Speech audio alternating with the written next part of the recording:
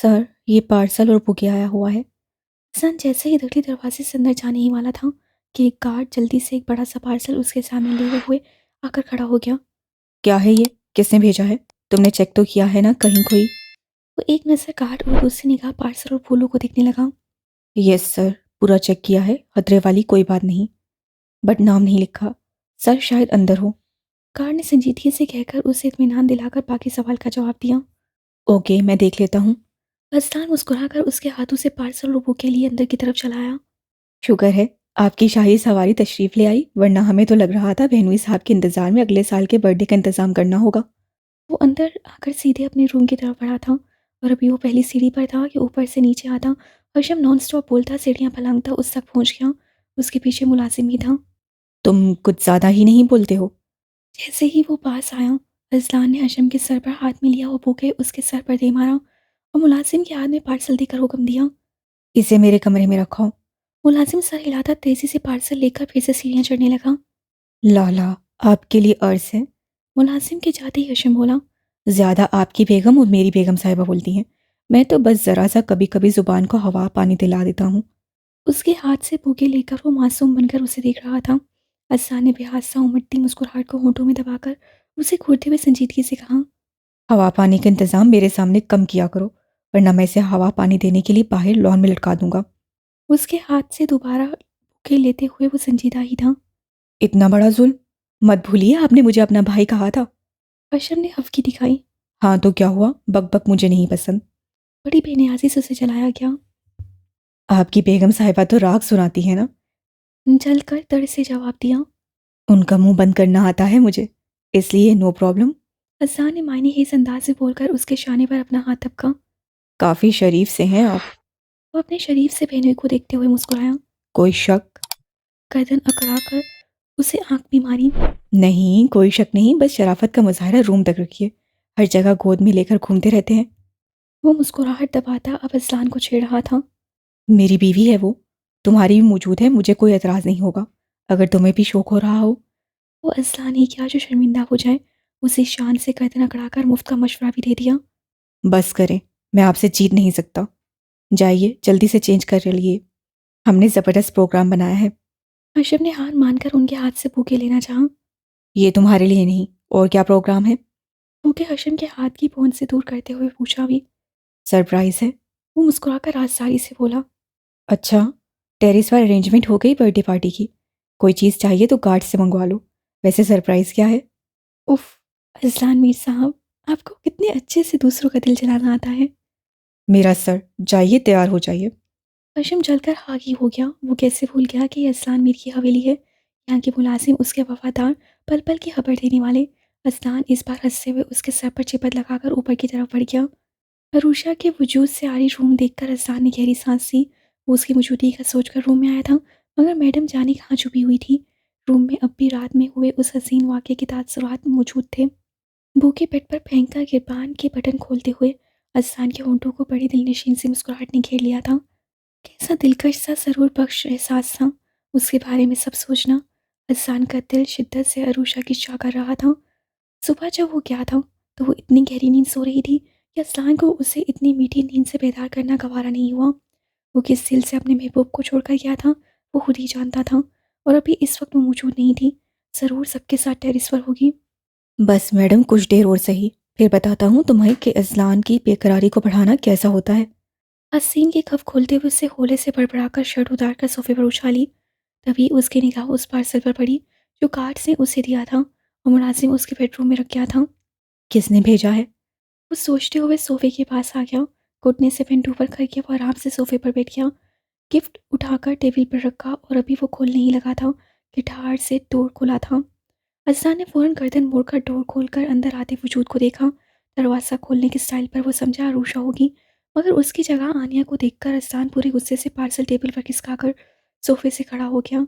आनिया बड़ी जुर्रत से चलती हुई उसके रूम में आ गई थी। हाथों में उसके कॉफ़ी का मग था। तुम यहाँ किस लिए? अपने अश्टाल पर काबू पाते हुए वो सर नजरों से अपने सामने खड़ी उस औरत को देख रहा था जिसने हर हदें पार की और अब भी बेशर्मों की तरह उसके सामने उससे इत्मीनान से आ खड़ी होती है। मैं कॉफ़ी लाई थी। आने की निगाहें उसकी शर्ट से बेनियाज मसल्स और चौड़े सीने पर ठहर ठहर जा रही थीं। वो अपने अंदर बहुत सी बेचैनी एक साथ उतरती महसूस कर रही थी। बड़े हक से वो टेबल तक आई और उसे बेबाकी से देखने लगी। नो थैंक्स, मुझे तुम्हारी कॉफ़ी की ज़रूरत नहीं थी। वो अपने वजूद पर आने की गलीज़ से अच्छे से महसूस कर रहा था, जिससे उसे खिंसी आ रही थी। उसने अपनी शर्ट ढूंढने के लिए रूम में निगाह दौड़ाई। शर्ट ना जाने कहाँ उड़ गई थी। असलान, तुम मुझसे नाराज़ हो? आनिया एकदम से कहते हुए उसके करीब आने ही लगी थी कि वो हाथ उठाकर बहुत ही सर्द से बोला। मेरे करीब भी मत आना, जो कहना है दूर रहकर कहो। वो इतने बर्फीले लहजे में बोला कि आनिया जहाँ थी वहीं ठहर गई।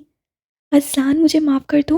मैं मानती हूँ कि मैंने गलती की और इसकी बहुत बड़ी सज़ा भी झेली है, मगर मुझे माफ़ कर दो। मैं बहुत शर्मिंदा हूँ तुमसे। असलान, मुझे माफ़ कर दो।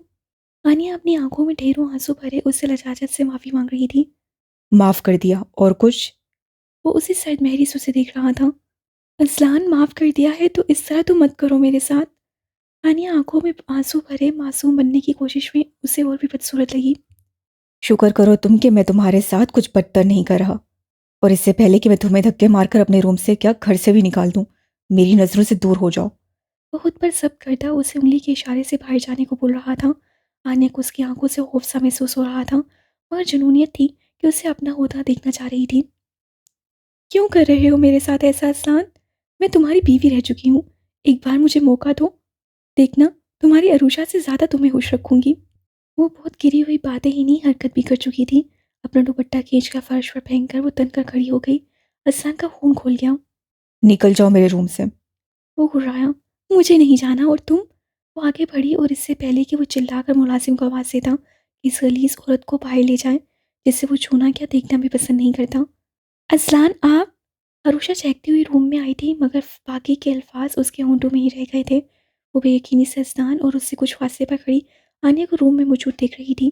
दुपट्टे से बेनियाज, बेहुदा लिबास। मैं बस असलान को कॉफ़ी देने आई थी। वो कपड़े चेंज कर रहा था और मैं चली आई, और हम दोनों।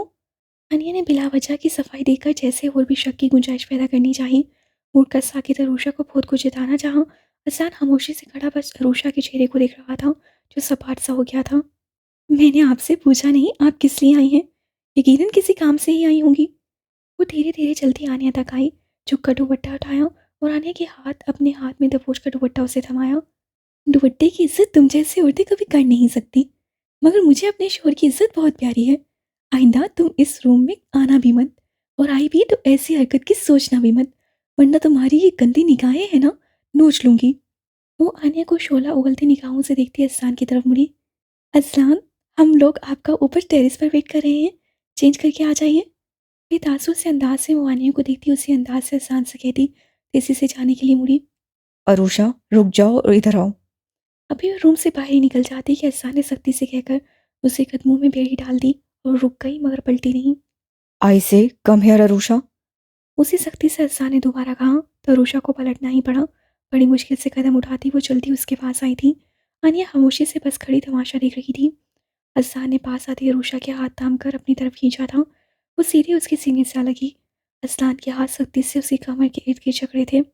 तुम्हें इसने जो दिखलाना था उसने दिखला दिया। तुमने जो मेरी मोहब्बत का मान रखना था वो रख दिया, मगर अब मैं जो इसे दिखाऊंगा इससे तुम्हारी अहमियत और इसे इसकी औकात याद दिला देगी। अज्जान ने कहकर एकदम से उसके चेहरे को अपने हाथों में जकड़ा था, और दूसरे ही लम्हे वो उसके खुल गए होंठों को अपने होंठों में पूरी शिद्दत से कैद कर चुका था। अरूषा की पूरी आंखें खुल गईं। वो क्या है, कब क्या करते, वो कभी नहीं समझ सकती थी। अब भी आने की मौजूदगी बुलाए वो पूरी जुनूनियत से उसके लबों की जाम पीकर खुद को सैराब कर रहा था। उधर आनिया की आंखों में नफरत की आग धुक गई। वो क्या प्लान करके आई थी और क्या हो गया? वो उन दोनों के बीच शक डालकर उनमें दरार डलवाना चाहती थी।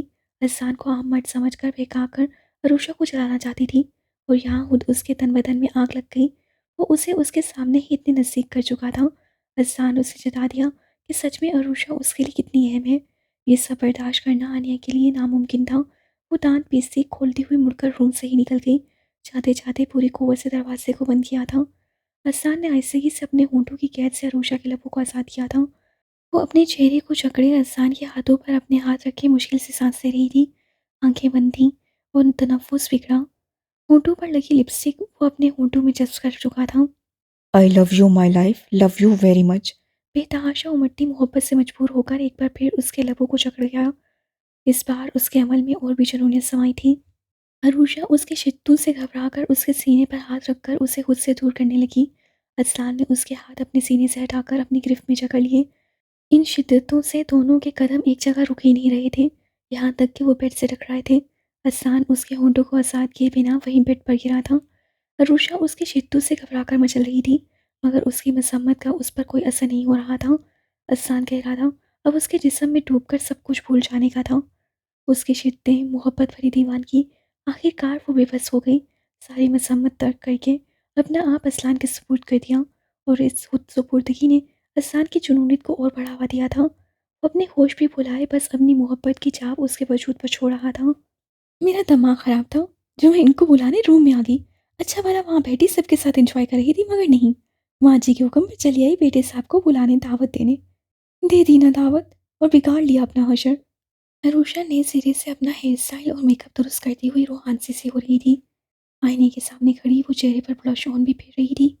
वो लोग टेरेस पर उन दोनों के मुंतज़िर जाने क्या सोच रहे होंगे, ये सोच सोच कर वो शर्म से पानी पानी हो रही थी। उसकी सारी बड़बड़ाहट अज़लान ने साफ साफ सुनी थी। वो शर्ट के बटन बंद करता ड्रेसिंग रूम से बाहर निकल आया। अज़लान को देखते ही रूशा मुंह फुलाकर और भी तेज़ी से अपना काम करने लगी। उसे पूरी तरह से नज़रअंदाज किया हुआ था। अज़लान धीरे धीरे चलता हुआ आकर उसके सामने ही ड्रेसिंग टेबल की एक तरफ टेक लगाकर खड़ा होकर गहरी नज़रों से उसके नाराज़ चेहरे को देखने लगा। बॉटल ग्रीन कलर की फ्रॉक सूट में उसकी रंगत थमक रही थी। सूट के हमरंग ज्वेलरी और उसकी जसारतों से और भी सुर्ख होता उसका चेहरा। क्या है, अब घूरते ही रहेंगे? कितनी देर बर्दाश्त करती? उसकी निगाहों की गर्म तपिश से वो बुलट सी हो रही थी। निगाहें चुराते हुए झुंझलाकर कहा, अपनी बीवी को घूर रहा हूँ। उस पर क्या असर होना था? उसी तरह से देखते हुए वो मुस्कुराया। जाइए उसे घूरें जो बड़े प्यार से कॉफ़ी देने आई थी और दावतें आम दे रही थी। मारूषा हाथों में पकड़ा ब्रश उठाकर ड्रेसिंग टेबल पर पटक कर झटके से अपनी जगह से उठी थी। जिस तेजी से वो उठी थी, उससे भी तेजी से अजलान ने उसे कलाई जकड़कर अपनी तरफ खींचकर अपने सीने में जकड़ लिया। नाराज हो? एक हाथ से उसके चेहरे पर आगे बालों को पीछे करते हुए शहद में डूबे लहजे से पूछा। नहीं, बहुत खुश हूँ। वो उसके मोहब्बत छलकाते चेहरे को देखते हुए मुंह बनाकर बोली। होना भी चाहिए। तुम्हारी मोहब्बत ने और मेरे भरपूर अंदाज ने उसे बता दिया होगा कि ज़लान मीर के लिए तुम क्या हो। आइंदा वो कभी हिम्मत नहीं करेगी हमारे रूम में आने की। वो उसी मुस्कुराहट से कहते हुए उसके कानों में पहने हुए टॉप्स को अपनी उंगलियों से छू रहा था। वो फरसान, आपने उसे समझाने के लिए क्या कर डाला? अब मैं टेरेस पर कैसे जाऊं? सब क्या सोच रहे होंगे? उसे फिर से वही शर्मिंदगी याद आई जो अभी टेरेस पर जाकर उठानी है। उसी का बर्थडे है और वो इतनी देर से गायब है। अज़लान ने बहुत दिलचस्पी से उसका हजल सा होता अंदाज देखा। क्या सोच रहे होंगे? यही सोच रहे होंगे कि अज़लान अपनी बेबी गर्ल को बर्थडे गिफ्ट दे रहा होगा। शरारत से उसे देखते हुए वो झुका था, और इससे पहले वो फिर से कोई शोर जसारत करता, अरूषा ने अपनी हथेली उसके होंठों पर जमा दी। पहले भी मेरी तैयारी बिगाड़ दी थी, अब नहीं। आंखों में इल्तिजा लिए वो मिन्नत भरे लहजे में बोली, तो उसने भी आराम से बस उसकी हथेली अपने लबों से चूमकर अपने होंठों से हटा दी। तैयारी कहाँ बिगाड़ी थी? वो तो बस छोटी सी जिसारत की थी। लेकिन अभी इतना ही, आओ साथ चलते हैं आपके बर्थडे सेलिब्रेशन पर। रात तो अपनी ही है। अरूषा के कमर में हाथ डालकर वो उससे अपने साथ लगाए हुए रूम से बाहर निकलने ही लगा था कि उसकी हमरा चलती अरूषा की निगाह टेबल पर रखे उस पार्सल पर पड़ी, जिस पर बड़ा खूबसूरत सा गिफ्ट रैपर लिपटा हुआ था। अजलान उसके लिए गिफ्ट लाए हैं, वो सोचकर मुस्कुराई थी। खोलकर देखने की ख्वाहिश के बावजूद भी वो बाद में देखने का सोचकर उसके साथ रूम से निकली थी। मोबाइल पर आहिस्ता आहिस्ता बजती रिंग पर उसका ध्यान अब गया था। सबके दरमियान वो खुशी खुशी उन लम्हों को एंजॉय कर रहा था। टेरेस पर अच्छा खासा शोर मचा हुआ था। तभी उसे मोबाइल पर बजती रिंग नहीं सुनाई दी थी। अभी उन लोगों का शोर कुछ कम हुआ तो अज़ान को टेबल पर रख के अपने मोबाइल की तरफ ध्यान गया था। स्क्रीन पर फैज़ान कॉलिंग हो रही थी। अज़लान ने पहले हर तरफ देखा। घर की मुलाज़ा वगैरह के साथ साथ सारे घर वाले भी इस वक्त टेरेस पर मौजूद थे। कोई ज़रूरी ही बात थी जो फैज़ान ने उसे इस वक्त कॉल की थी। अपना मोबाइल उठाकर वो सबके दरमियान से उठकर एक तरफ चला आया जिधर कोई और नहीं था। बोलो फैजान। उसने मोबाइल अपने कान से ही लगाया और उधर से जो कहा गया वो पूरा सुने बगैर वो तीर की तरह टेरेस के दरवाजे से निकला था। उसे एकदम से बौखलाकर निकलते हुए फ़िलहाल किसी ने नहीं देखा था। वहाँ से निकलकर वो फुल स्पीड में सीढ़ियाँ उतरता उसी स्पीड से अपने रूम तक आया था। अज़लान ने धाड़ से पूरा दरवाज़ा खोला और सीधे टेबल की तरफ देखा, मगर उसके हवास और भी उड़े थे। वहाँ पार्सल मौजूद ना देखकर कहाँ गया पार्सल? वो पूरे रूम में पागलों की तरह उस पार्सल को ढूंढ रहा था। कौन ले गया? वो बेहद परेशान सा अपनी परेशानी मसल रहा था। तभी उसके जहन में कुछ देर का मंजर लहराया। ओ मेरे खुदा! वो अपनी हथेली पर मुक्का मारकर और भी बदहवास सा उस तरफ भागा जिधर से वो कॉल सुनते ही भाग आया था। इस बार तेजी से भागकर आते असलान पर सबकी निगाह पड़ी थी। उसका परेशान सा बुकलाया हुआ अंदाज, सबकी तवज्जो उसकी तरफ हो गई। असलान उस तरफ भागा आया जिधर टेबल पर सारी चीज़ें रखी हुई थी। वो तेजी से सारे सामान बिखेरते हुए उस पार्सल को ढूंढ रहा था। सब हैरान परेशान से असलान की दीवानगी देख रहे थे। क्या हुआ असलान? माँ जी ही को होश आया तो वो करीब आकर उससे पूछने लगी। कोई इधर नजदीक नहीं आएगा, दूर हटिए आप लोग। वो बुरी तरह से चीख कर सबसे बोला तो सब ही एकदम से पीछे खिसके थे। रूशा को समझ नहीं आ रहा था कि एकदम से असलान को क्या हो गया। वो क्यों सारी टेबल की चीज़ें फेंक रहा था। हशम ने साकित से असलान को देखते रूशा को अपने से लगाकर जैसे तसल्ली दी। वो पार्सल कहाँ है जो मुलाजमा लाई थी? वो पार्सल कहाँ है? एक एक गिफ्ट, फूलों के बुके, यहाँ तक कि केक भी वो ज़मीन पोस कर चुका था। जब वो ना मिला, वो सबकी तरफ देखकर चीखा। कैसा पार्सल असलान, क्या हुआ, कुछ बोलोगे भी यूं ही?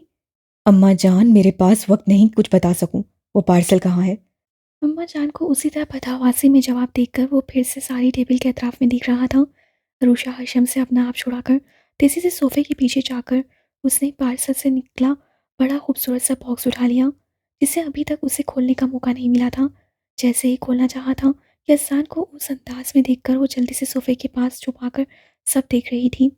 वो बॉक्स बिना खोले अपने हाथों में लिए असलान के पास चली आई। आप पार्सल से निकले इस बॉक्स को ढूंढ रहे हैं? अरसा ने झटके से गर्दन मोड़कर अरोशा फिर हाथों में थमे उस गोल्डन बॉक्स को शॉक्ड होकर देखा था। उस पार्सल से ये बॉक्स निकला है, आपको इसकी तलाश है? वो पूछी पूछी सी उसे दुख से देखती बॉक्स बढ़ा चुकी थी। अरसान के जबड़े भींच गए। टाइम पूरा हो गया था। झटके से ही वो अरोशा के हाथ से बॉक्स लेकर उसे दूर उछाल दिया।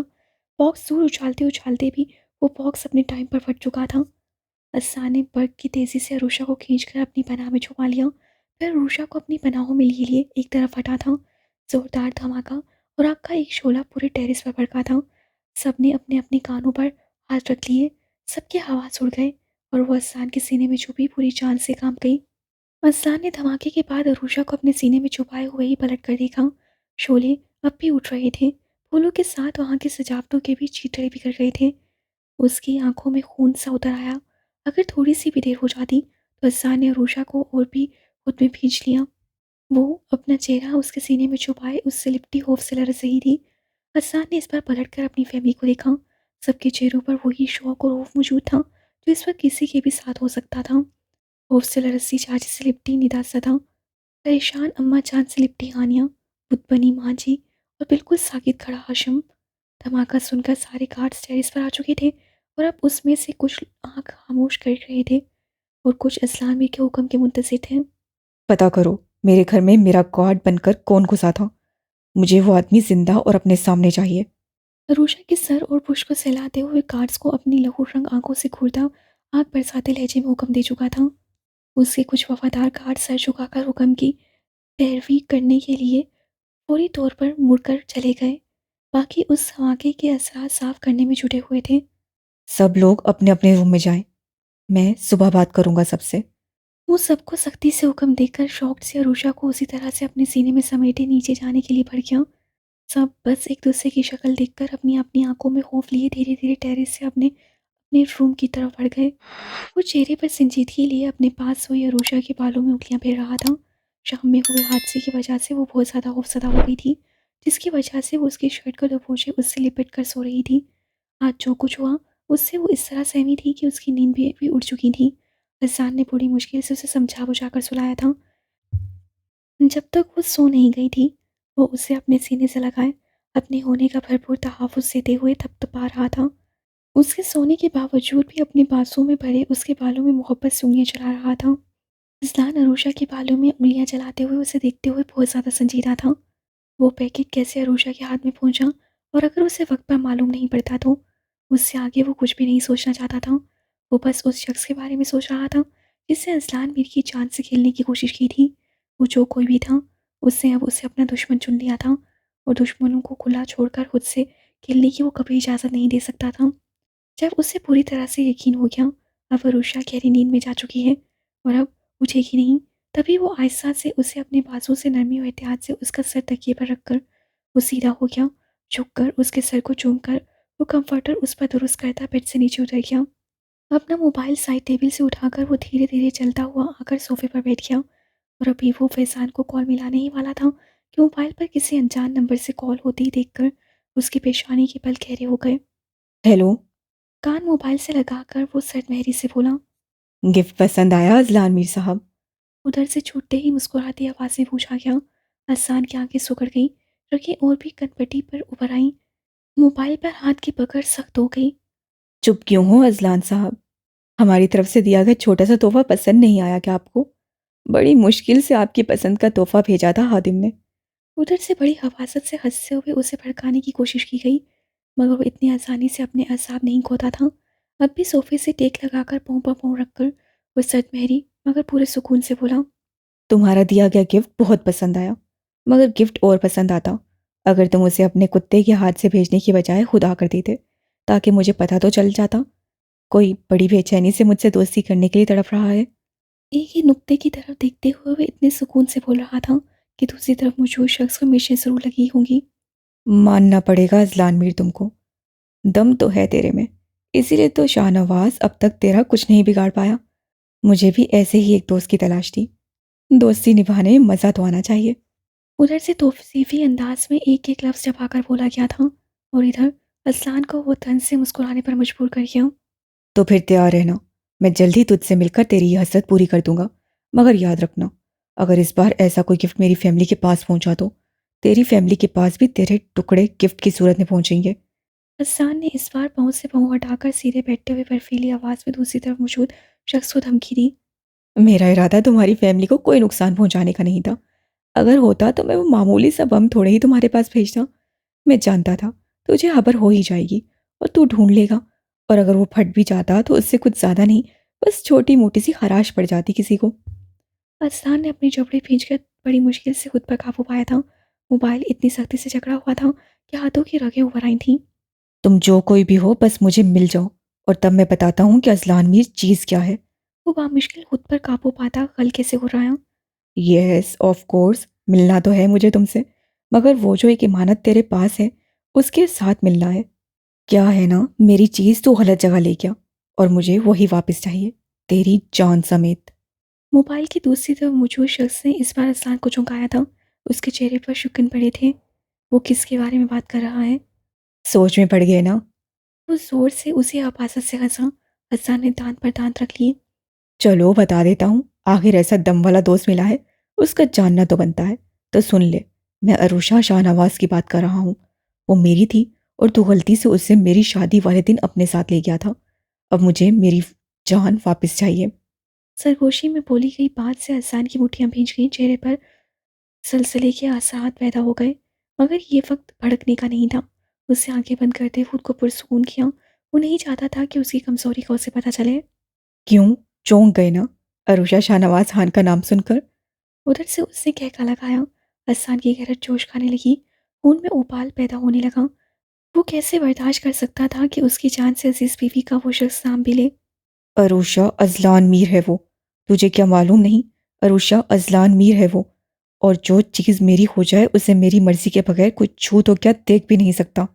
लहू रंग आंखों से बेड की तरफ देखते हुए गुर्राती आवाज से बोला। जबड़े तन रहे थे और आंखों में शेर सी चमक थी कि कैसे मौका मिले और अपने शिकार को वो चीर फाड़ दे। अजलान मीर, बहुत जल्द इस नाम के टैग को उसकी ज़िंदगी से निकाल कर फेंक दूंगा, हमेशा के लिए। याद रखना अजलान मीर, वो सिर्फ मेरी है, सिर्फ मेरी। तुझसे पहले मैंने उसे देखा था, तुझसे पहले मैंने उसकी चाहत की थी, तो तू कैसे इतने आराम से उसे अपने पास ले गया? वो जो कुछ चीखते हुए बोल रहा था, और उधर वो जो कोई भी था, इतना तो तय था कि उसकी बीवी पर निगाह डालकर उससे अपनी मौत चुन ली थी। तू जो कोई भी है गौर से सुन, मेरे नाम का टैग अब हमेशा के लिए अरुषा अजलान मीर पर लग चुका है। तू क्या, तेरा बाप भी नहीं उखाड़ सकता। अब तू उल्टी गिनती गिनना शुरू कर दे, क्योंकि मेरी बीवी पर गलत निगाह डालकर तू अपनी जिंदगी कम कर चुका है। Just wait, I will meet you. अजान सर्द आवाज में कहता मोबाइल कान से हटाकर बंद करता सोफे से खड़ा हो गया। उसका खून अब बुरी तरह से खोल रहा था। कौन था ये शख्स जिसकी इतनी हिम्मत की वो उसकी अरूषा को अपना बोल रहा था? कौन था जिसकी शादी अरूषा से हो रही थी? पहले तो उससे अहमियत नहीं दी थी, मगर अब उस शख्स के बारे में जानना बहुत ज़रूरी हो चुका था। कुछ ही देर में वो सिगरेट बेड की दराज से निकालकर बैल्कोनी की तरफ बढ़ गया। अब उसे नींद कहाँ आनी थी। वो सुकून से अब सब सोचना चाहता था। आगे क्या करना था, उसे सारा प्लान फिर से तरतीब देना था।